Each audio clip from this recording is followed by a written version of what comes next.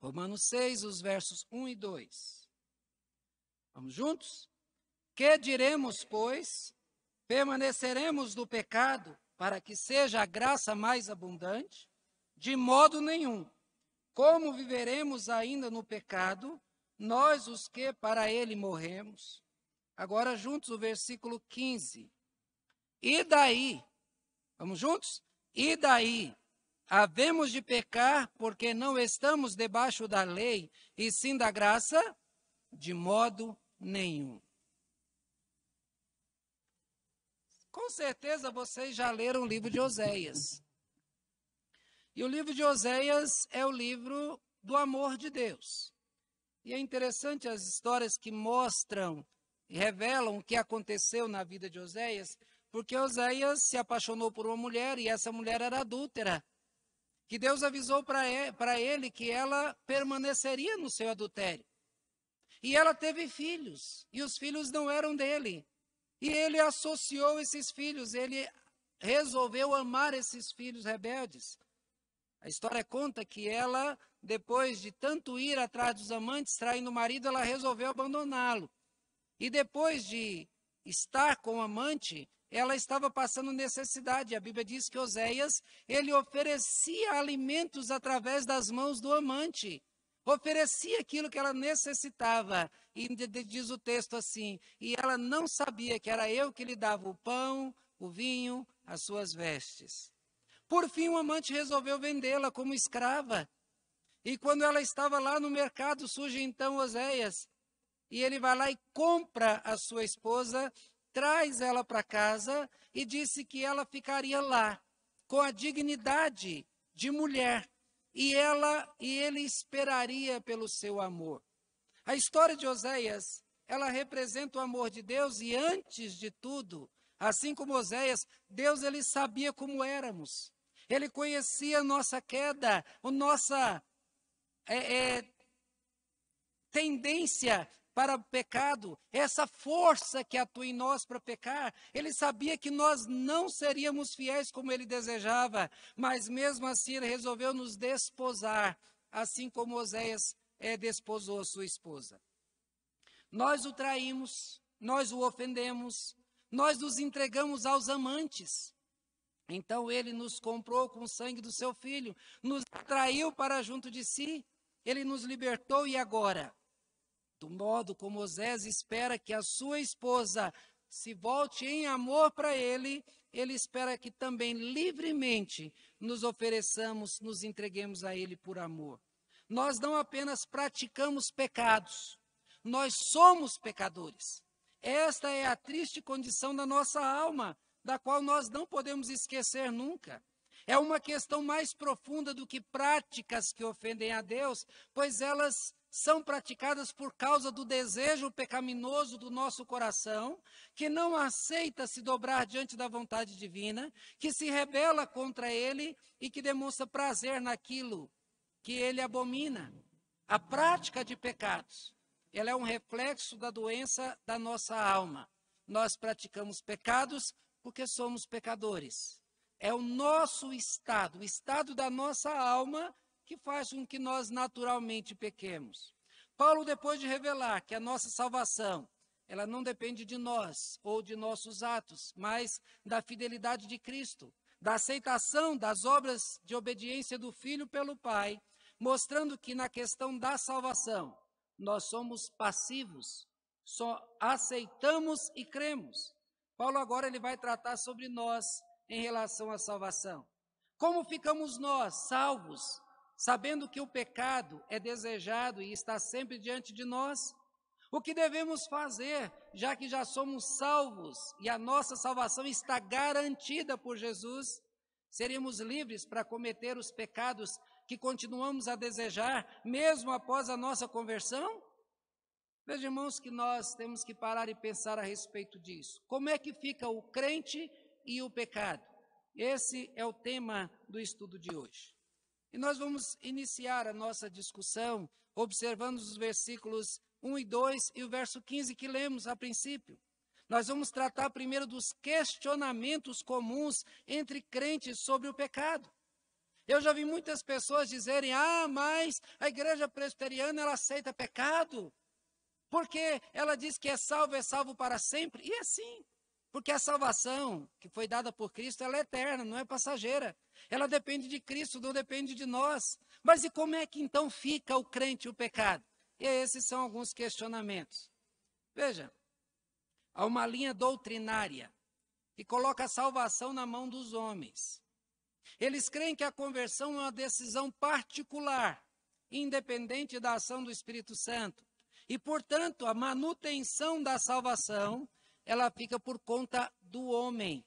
Sendo assim, para eles, o homem está salvo, mas com a prática do pecado.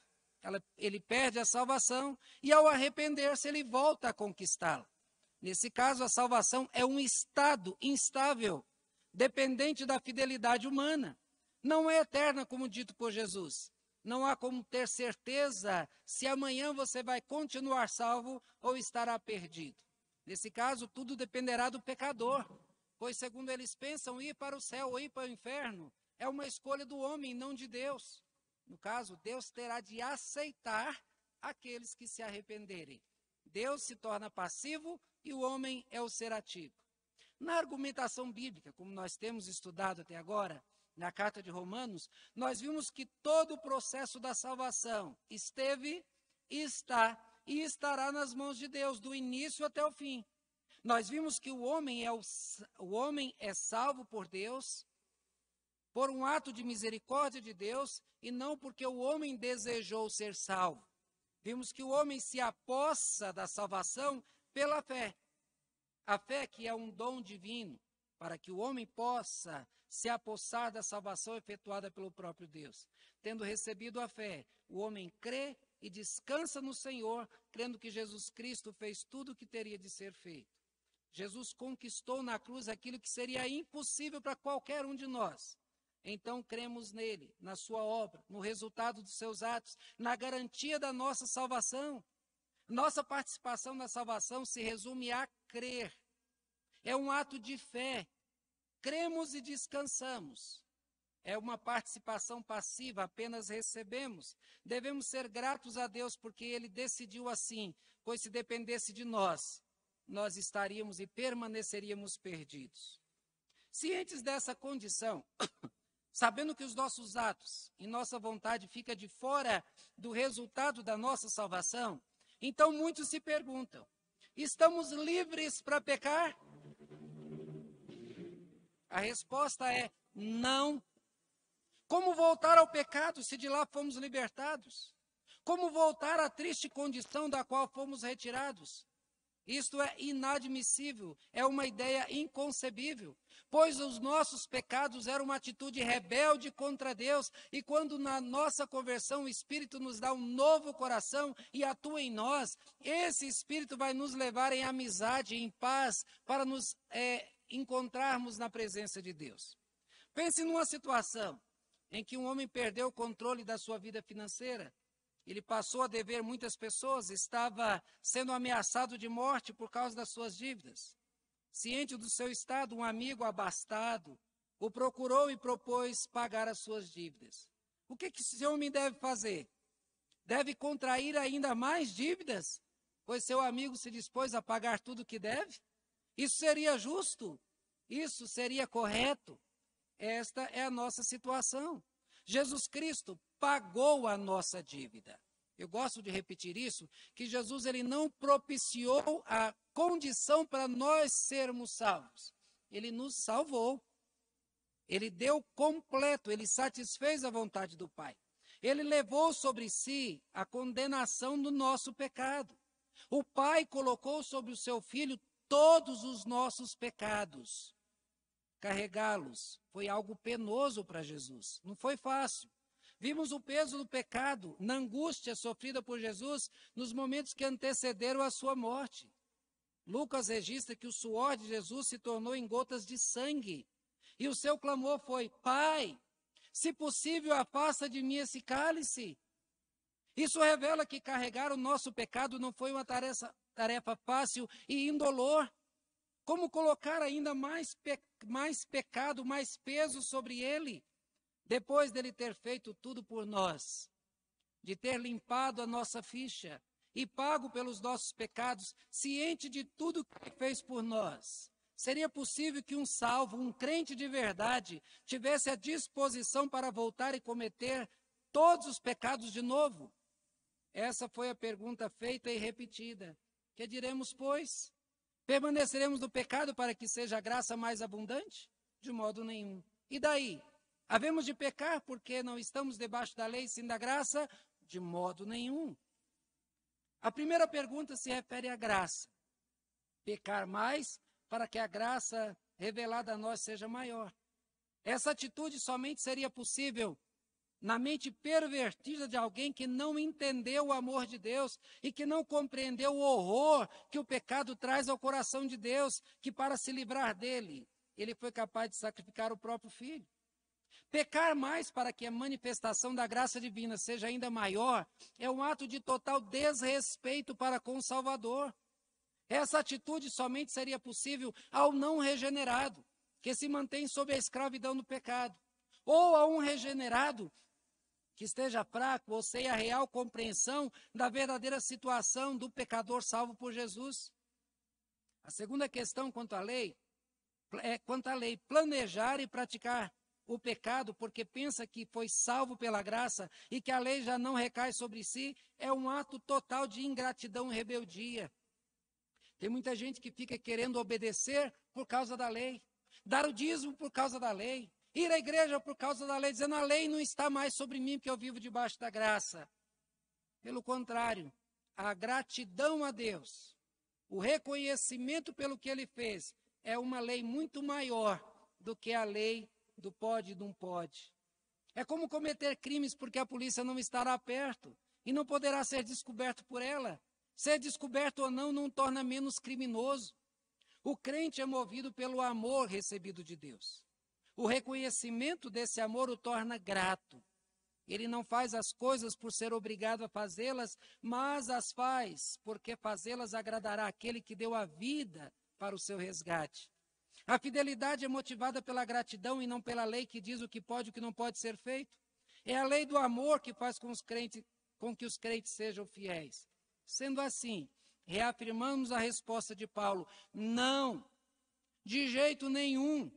Nós já pecamos demais e nos atolamos de tal maneira que a salvação nos era impossível.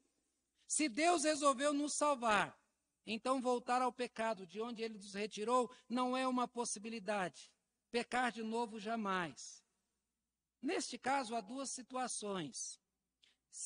E se o crente pecar? Se o crente pecar, o próprio Deus o encaminhará ao arrependimento. Ele deve confessar o seu pecado, reconhecer a sua fraqueza e a sua miséria, suplicar o perdão divino que já é garantido por Jesus. Porém, pecar repetidas vezes revelará que não há temor de Deus e muito menos arrependimento verdadeiro. Porque o crente de verdade é movido pela ação do Espírito Santo. Voltar ao pecado, à prática do pecado, mostra que esse, de fato, nunca foi um crente. O arrependido, ele sente nojo pelo pecado. Ele se propõe lutar com todas as forças contra o pecado.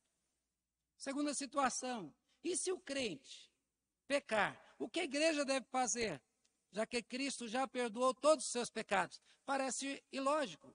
Ou seja, a igreja vai punir um pecador que já foi perdoado por Deus? Mas a igreja deve punir o pecador que retorna ao pecado. Essa punição ela servirá para o crente verdadeiro como um alerta, um convite ao arrependimento, para que ele deixe o pecado, se arrependa, retome o caminho. Se o pecador for um crente verdadeiro, ele retornará arrependido por causa da ação da igreja. Se não for um crente de verdade, ele abandonará definitivamente o convívio da igreja, pois ele nunca fez de fato parte dela. 1 João 2,19 diz, eles saíram do nosso meio porque não eram dos nossos, porque se fosse dos nossos teria ficado. A disciplina da igreja, ela age da purificação da igreja. A nível horizontal, cabe à igreja punir, afastar da comunhão para mostrar ao crente, Deus não aceita nenhum pecado. Que fique claro a todos os ouvintes, voltar ao pecado nunca foi uma opção aos crentes. O crente não pode pecar. Mas, em segundo lugar, nós veremos as argumentações de Paulo sobre o porquê de não pecar. Isto do versículo 2 até o 11, o 16 até o 18.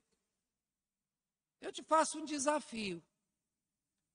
Visto que o estudo sobre o texto nos leva a afirmações pouco comuns sobre o crente e o pecado, qual é o texto bíblico que diz que se o pecador pecar, ele será impedido de entrar no céu? Alguém tem algum texto que diz isso? O pecado não te deixará entrar no céu. Eu não me lembro de nenhum texto que diga isso. Estaria eu então defendendo a liberdade para permanecer no pecado? De jeito nenhum. Nós já argumentamos isso no argumento passado. Agora eu pergunto, algum convertido deixou de pecar depois da conversão? Alguém de vocês aí, depois de convertido, nunca mais pecou? Nem eu tenho coragem de levantar a mão.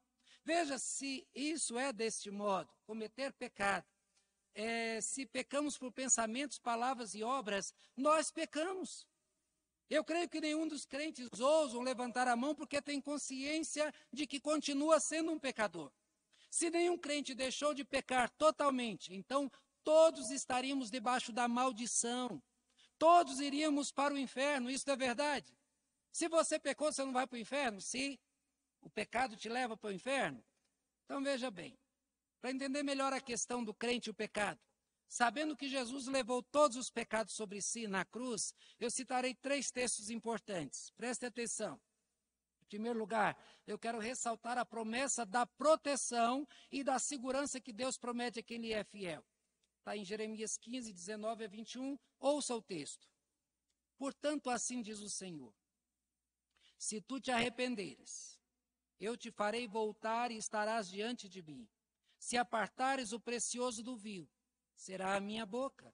Eles se tornarão a ti, mas tu não passarás para o lado deles. Eu te porei contra eles, contra este povo, como forte muro de bronze. Eles pelejarão contra ti, mas não prevalecerão. Porque eu sou contigo para te salvar, para te livrar deles, diz o Senhor.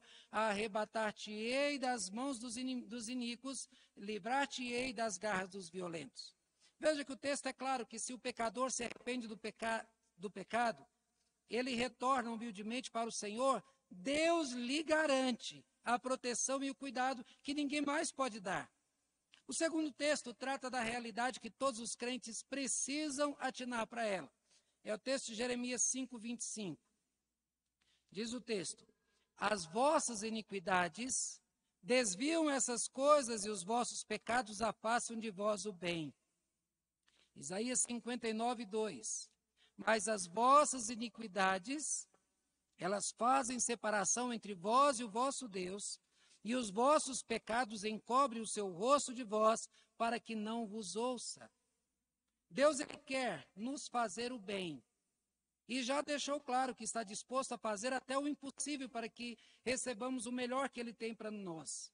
Mas esses 2 textos mostram que o pecado, ele cria uma barreira entre nós e Deus, nos afasta, nos impede de receber o bem que ele tem para nós. Poderíamos ter uma vida de intimidade com Deus e não temos. Se o salvo não levar a sério o mal que o pecado trará sobre si, mesmo sabendo que ele o impedirá de receber o bem e insistir em continuar na rebeldia, Deus avisa que permitirá que sofra as consequências do pecado. Lá em 2 Samuel 7, 14 e 15, Deus diz: eu lhe serei por pai e ele me será por filho. Se vier a transgredir, castigá-lo com varas de homens e com açoites de filhos de homens. Mas o mais importante do texto vem agora: mas a minha misericórdia se não apartará dele, como retirei a Saul, a quem tirei diante de ti. Deus, ele nos salvou por misericórdia. Ele sabia que éramos e continuamos a ser pecadores. Porém, ele quer que abandonemos todo tipo de pecados, todo tipo de iniquidade para lhe sermos fiéis. Essa fidelidade não será para sermos salvos ou para garantir a nossa entrada nos céus. Isso porque já estamos salvos por Cristo e o nosso nome já está na entrada dos céus, como livro de entrada no livro da vida. Mas é para que não percamos a comunhão com Ele. Comunhão essa que assegura as bênçãos enquanto estamos vivendo nesse mundo. Veja a argumentação de Paulo. no capítulo 12, de 1 a 2, ele diz: rogo-vos, pois, irmãos, pelas misericórdias de Deus, que apresenteis os vossos corpos por sacrifício vivo, santo e agradável a Deus, que é o vosso culto racional. E não vos conformeis com este século, mas transformai-vos pela renovação da vossa mente. Para quê? Para que experimenteis qual seja a boa, agradável e perfeita vontade de Deus. Ele não diz: faça tudo isso para que as portas do céu se abram para você. Faça tudo isso para que você tenha o seu pecado perdoado. Faça desse modo para que você então conquiste a tua salvação. Não diz. Ele diz: faça isso para que você experimente a boa, agradável e perfeita vontade de Deus. Paulo não diz que pecar nos fará perder a salvação. Isso porque a nossa salvação depende de Cristo e não de nós, mas para que experimentemos a boa, agradável e perfeita vontade de Deus. O filho tem um pai que ama, mas se o filho for rebelde, ele não usufruirá de todo o bem que o pai tem preparado para ele. Quantas vezes um pai quer dar um presente, mas não vou dar não, esse menino está muito rebelde. O pai tem condição, o pai quer ajudar, mas a rebeldia do filho afasta o bem. Voltemos então à argumentação. Por que não pecar? Por que não podemos pecar? E aí o texto vai nos apresentar, primeiro, porque nós morremos para o pecado. A argumentação do texto está aí. Paulo diz: como viveremos ainda no pecado, nós que para eles morremos? Existe o convertido e o falso convertido. Jesus já avisou sobre o trigo e o joio, os cabritos e as ovelhas, os peixes bons e os ruins.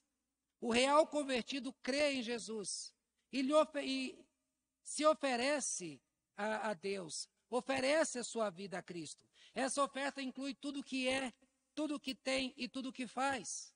O convertido de verdade mata a carne, faz morrer o velho homem. Esse velho homem morto não pode ser revivido. Se o convertido voltar às antigas práticas, ele reviverá uma triste condição de vida da qual foi retirado. Será como se jogar na lama depois de banhado e vestido com vestiduras limpas.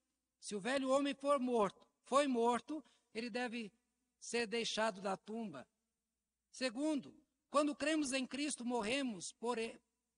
quando cremos que Cristo morreu por nós, nós morremos para o pecado com ele. O texto diz: ou porventura ignorais que todos nós que fomos batizados em Cristo já fomos batizados na sua morte. Jesus na cruz nos substituiu, sabemos disso. Nós morremos na cruz, em Cristo. Alguns ignoram que nele também morremos. Ele morreu por nós e nós devemos nos sacrificar, morrer por ele.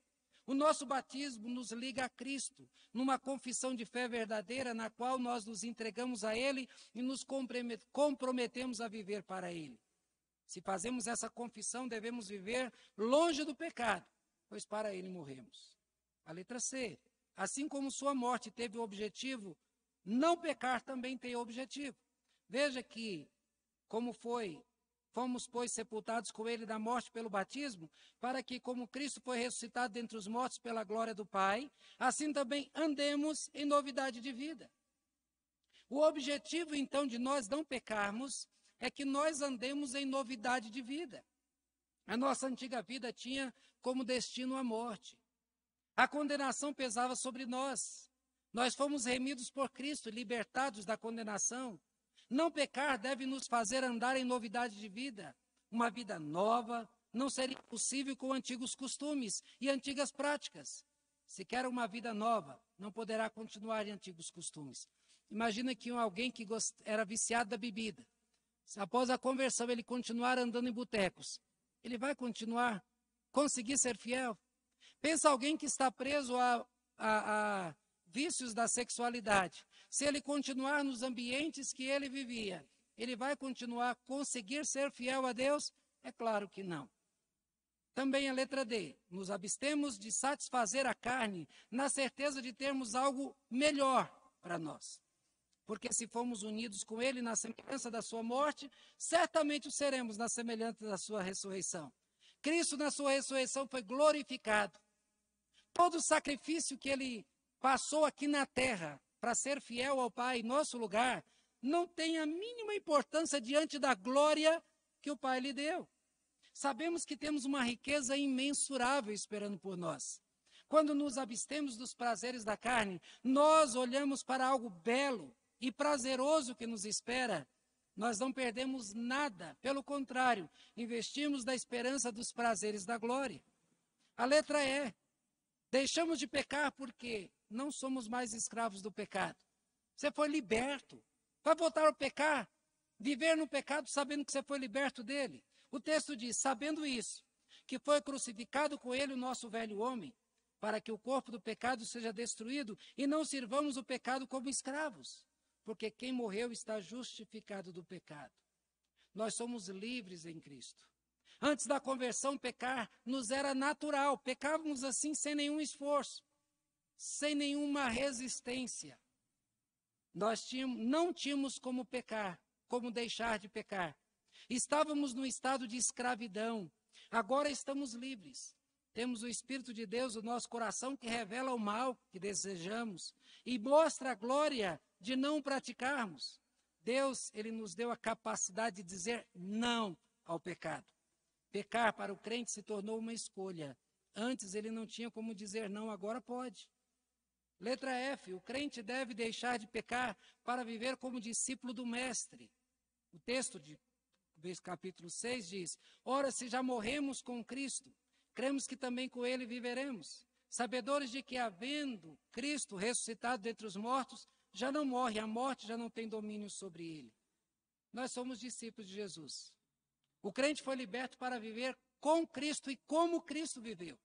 Nós somos seus discípulos e por isso procuramos fazer o que ele faria se tivesse em nosso lugar. Quando você tiver para pecar, pergunte, Cristo faria isso se tivesse no meu lugar? Ele tomaria essa decisão se tivesse no meu lugar? Porque se você tomar uma decisão que ele não faria, é porque você não é discípulo dele. Você está agindo como um escravo de Satanás. Nós temos que desejar uma vida abençoada com Cristo.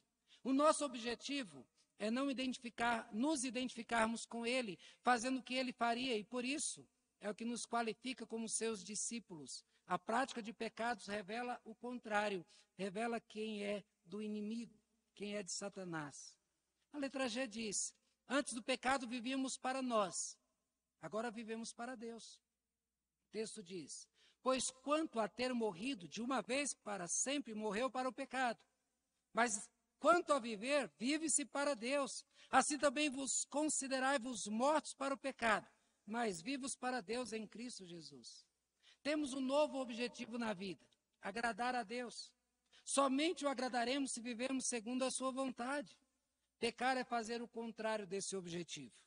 É desagradar, é ofender a Deus. E isso o pecador faz conscientemente. Quem peca sabe que está ofendendo a Deus. A letra H diz que a prática do pecado é um ato de escravidão. Não sabeis que daquele a quem vos ofereceis como servos para a obediência, desse mesmo a quem obedeceis sois servos, seja do pecado para a morte ou da obediência para a justiça? Irmãos, o apóstolo falou sobre esse assunto nesses termos. O apóstolo Pedro, aquele que é vencido fica escravo do vencedor. Portanto, se depois de terem escapado da contaminação do mundo, mediante o conhecimento do Senhor e Salvador Jesus Cristo, se deixam enredar de novo e são vencidos, tornou-se o seu último estado pior que o primeiro. Pois melhor lhe fora nunca tivessem conhecido o caminho da justiça do que após conhecê-lo, volverem para trás, apartando-se do santo mandamento que lhe fora dado. Com eles aconteceu o que diz certo adágio verdadeiro. O cão voltou ao seu vômito e a porca lavada voltou a revolver-se no lamaçal. É o argumento de Paulo.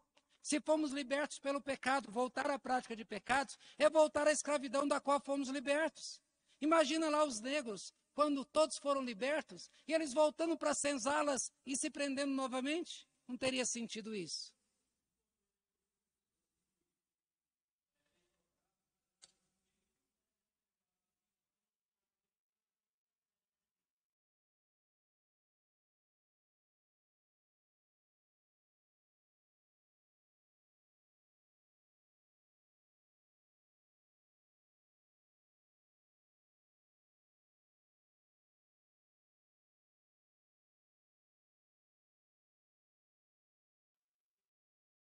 Mas essa volta ao pecado, isso mostra a escravidão da qual ele ainda permanece. No próximo capítulo, nós vamos estudar sobre a escravidão do pecado, tá? Aí você vai ter um pouquinho mais, vamos tratar um pouquinho mais a esse respeito. Mas isso mostra que nós, por natureza, nós nos condenaríamos. Isso mostra que como essa pessoa que se livrou da droga e veio para a igreja, se entregou a Cristo, mas acabou voltando à droga, ele não é pior do que você. Não é pior, não, você não é melhor do que ele, porque nós falamos, mas prostituta que isso. Não, todos nós estamos no mesmo pé, na mesma condição, todos somos salvos pela misericórdia. Então, voltar ao pecado é um ato de insanidade, e quando o crente volta para a droga, está mostrando que ele está cometendo um ato insano, tá? Isso não justifica ele, mas é um ato insano.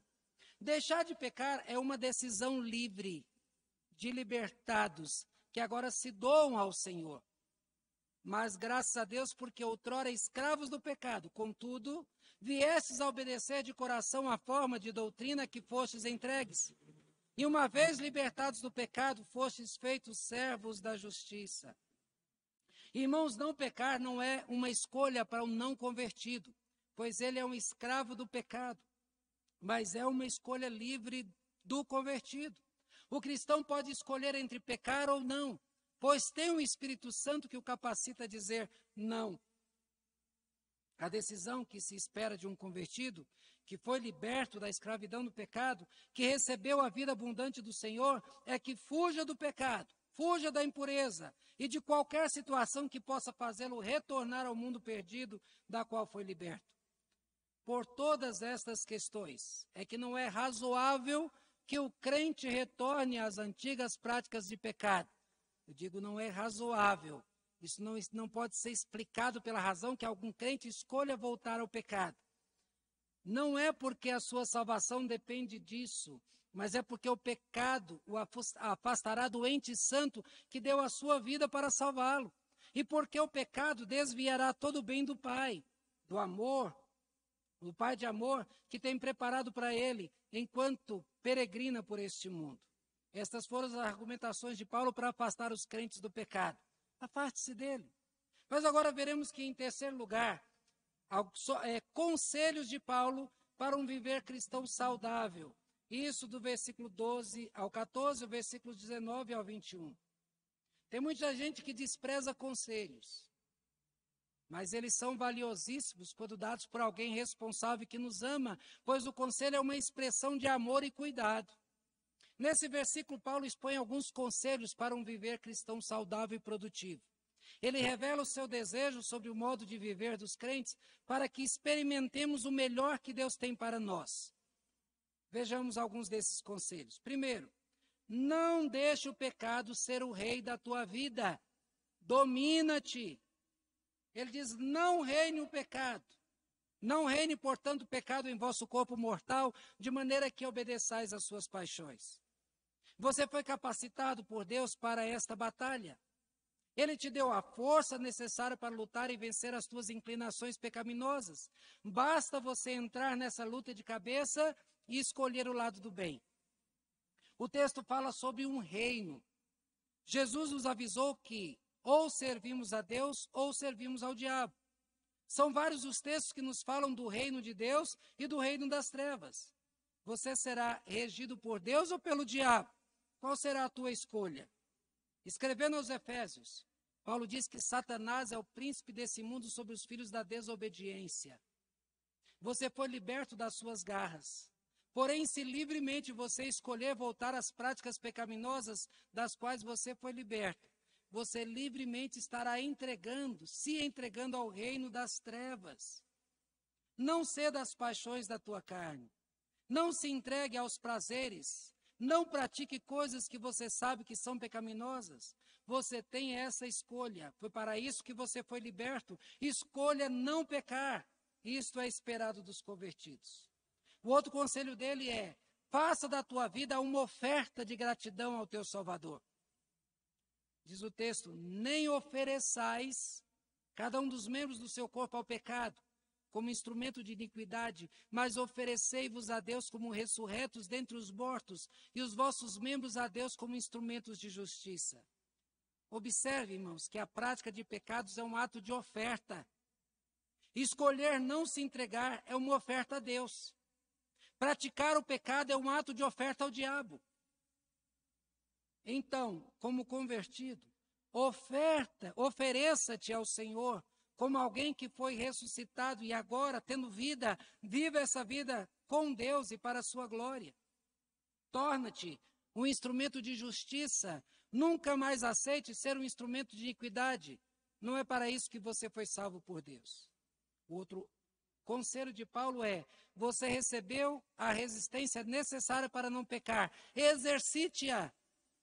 O texto diz: porque o pecado não terá domínio sobre vós, pois não estáis debaixo da lei, sim da graça. Você pode. Isso parece ser uma afirmação triunfalista, mas é uma realidade em relação ao pecado para o convertido, vivificado pelo Senhor.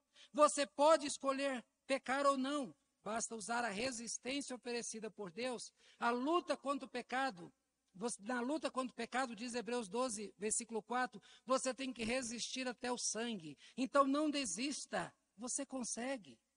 O outro conselho é: mostre a tua gratidão servindo a Deus com o vigor com que você se entregava ao pecado. Falo como homem, por causa da fraqueza da vossa carne. Assim como oferecestes os vossos membros para a escravidão da impureza e da maldade para a maldade, assim oferecei agora os vossos membros para servirem à justiça para a santificação. O texto repete a afirmação assim como, para comparar a alegria e a determinação com a qual o pecador parte para praticar o pecado e a determinação que o crente deve ter para deixar de pecar. Como dizemos, a prática do pecado é uma oferta ao diabo. E a negação da prática do pecado é uma oferta a Deus. Aqui Paulo nos aconselha a nos oferecer a Deus, dando-nos com todo o empenho, com todo o prazer para fazer as coisas que lhe agradam e para deixar de fazer as coisas que lhe desagradam. Compare a tua disposição e veja se está fazendo a coisa certa com a mesma disposição com a qual fazia as coisas erradas. O outro conselho é: fuja do pecado, porque ele só traz prejuízo e vergonha. Porque quando eres escravos do pecado, estáveis isentos à relação à justiça, naquele tempo, que resultado colhestes? Somente as coisas de que agora vos envergonhais, porque o fim delas é a morte. Paulo fala de um tempo em que os crentes romanos viviam isentos à justiça. Não é que eles estavam fora do alcance da lei, mas que viviam sem o conhecimento de Deus e sem o conhecimento da sua vontade. Nesse tempo, eles praticavam perversidades incontáveis, assim como nós praticávamos antes da nossa conversão. As nossas atitudes, mesmo que praticadas sem conhecimento da lei, não nos dão prazer, pelo contrário, nos dão vergonha. Por isso é que Paulo diz: naquele tempo, que resultado colhestes? Somente as coisas de que agora vos envergonhais, porque o fim delas é morte. Você teria prazer de contar as práticas pecaminosas que você praticava antes da tua conversão? Eu acredito que não, porque a lembrança desses pecados, eles nos trazem tristeza, nos trazem vergonha, a gente quer enfiar a cabeça no buraco para esconder a realidade que nós somos pecadores. Nós nos sentimos culpados e condenáveis. Esta, entre tantas outras, são as razões para o crente não pecar.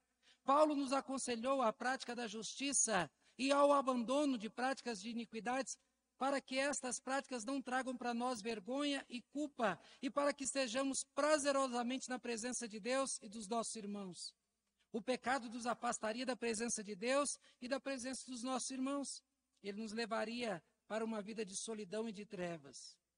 Então, que fique absolutamente claro: o melhor é não pecar. Não peque, fuja do pecado. Mas, em último lugar, para concluir esse assunto dos versos 22 e 23, todos os males que a humanidade enfrenta é causado pelo pecado. Quando o pecado entrou no mundo, ele trouxe consigo os males que provocaram todos os males incontáveis que vivemos. Nenhum ser humano pode dizer que desconhece os males provocados pelo pecado. Se o ímpio conhece os males do pecado e tenta fugir dele, mesmo que não consiga, muito mais conhecedor desses males é o convertido, pois teve o seu entendimento aberto à verdade e passou a ter o discernimento que está oculto ao ímpio. Paulo conclui a discussão sobre esse pecado com 3 argumentos. O primeiro deles é: você foi liberto, invista em tua santificação. Agora, pois, libertados do pecado, transformados em servos de Deus, tende o vosso fruto para a santificação e, por fim, a vida eterna. Enquanto você está aqui, lute para ser santo até que você entre na eternidade. A ordem que nos foi dada por Jesus em Mateus 5,48 é: portanto, sede perfeitos como perfeito é o vosso Pai Celeste. Jesus, ele cobra de nós que não apenas nos esforcemos para fazer as coisas, mas que não nos acomodemos ao bom e que lutemos por fazer o que é perfeito. É o mesmo que nos lembra Pedro: como filhos da obediência, não vos amoldeis às paixões que tinhas anteriormente na vossa ignorância. Pelo contrário, segundo é santo aquele que vos chamou, tornai-vos santos também vós mesmos em todo o vosso procedimento, porque escrito está: sede santos, porque eu sou santo.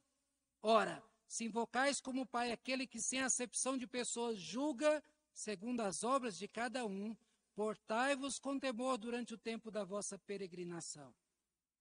Na nossa nova condição de convertidos, é inaceitável que nos portemos de modo vergonhoso na prática de coisas vergonhosas. O nosso alvo é Cristo e o nosso desejo é ser como Ele quer e agradá-lo em tudo que nós fazemos. Para que fiquemos alertas quanto ao prejuízo trazidos pelo pecado e da condição da qual todos nós fomos encontrados por Cristo, ele faz uma dura lembrança, porque o salário do pecado é a morte. Basta ler Gênesis.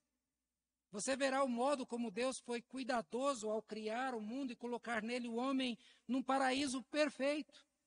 Veremos também os males trazidos pelo pecado. Levou o homem à expulsão do Éden. Expôs o homem às dores, sofrimentos e angústias que não eram para ser uma realidade do homem. A morte entrou na nossa história. Deus não fez o homem para morrer, e isso afirmo, porque quando Cristo voltar, todos os mortos ressuscitarão, para viver então na eternidade, seja nos céus ou no inferno. Todas as enfermidades, angústias e males que enfrentamos hoje foram provocadas pela entrega do homem ao pecado. O homem deixou de experimentar a boa, agradável e perfeita vontade de Deus quando escolheu virar as costas para Deus. O pecado gera morte. Esse foi o aviso a quem o deseja. Mas ele logo dá também uma grata lembrança. Mas o dom gratuito de Deus é a vida eterna em Cristo Jesus, nosso Senhor. Deus não te quer vivendo angustiado. Deus não te quer amedrontado e culpado. Ele pensou em ti e promoveu a tua liberdade. Para que você fosse salvo, ele executou a tua libertação. Dando o filho para morrer por ti, você já está salvo. Agora ele quer que você viva em novidade de vida. Mas há em você e em mim um desejo interno e um prazer pecaminoso do que nos expõe a uma luta diária. Muitas vezes vencemos, mas às vezes perdemos essa luta. A derrota nos leva à culpa e ao medo. Como encarar o Deus que salvou, o Deus Salvador que para nos salvar sacrificou o próprio Filho porque não tolera pecado? A primeira reação a nós é fugir da presença dele. É nos escondermos dos olhos perscrutadores de Deus, do qual nenhum homem pode ser ocultado. Então vem a lembrança de Paulo: o salário do pecado é a morte, mas o dom gratuito de Deus é a vida eterna em Cristo Jesus, nosso Senhor. Você foi fraco e pecou. Não devia ter pecado. Mas a sarjeta não é o teu lugar. Mexa-se, reaja, levante os teus olhos e olhe para o autor e consumador da fé, Jesus. O teu pecado te leva à morte, mas a graça de Deus te garante a vida.